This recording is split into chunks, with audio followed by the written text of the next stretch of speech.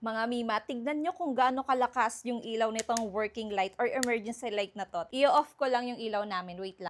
So, eto mga Mima, eto yung unang ilaw niya na pinakamahina. Eto yung sumunod, eto yung pangatlo, at eto yung pinakamalakas niya. Tignan nyo naman kung gaano kalakas yung ilaw mga Mi. Ayan, oh. Diba? Tapos, meron din siyang red light. Eto. Ayan. May red flashing din. Tapos, pwede mo ding ma-adjust yung isang ilaw, yung katulad kanina. Ayan. Diba? Pwede ding nakapatay yung pinaka-main light, tapos yung red light lang yung umiilaw. And hindi lang yan, meron din siyang ibang kulay yan. May warm light, white light.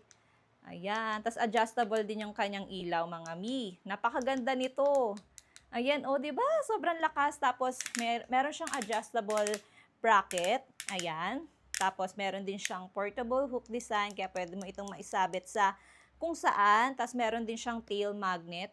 Idikit natin sa mga metal surface. So, pwede mo siyang madikit sa mga metal surface. Ayan, ang ganyan, oh.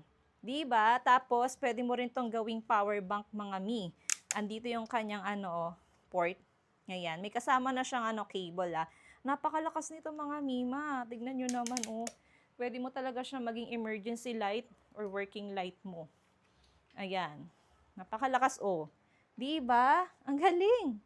Kung gusto niyo rin ng ganitong kalakas na emergency light na talaga maaasahan nyo, matagal pa itong malobat, ilalagay ko na lang yung link dyan sa yellow basket.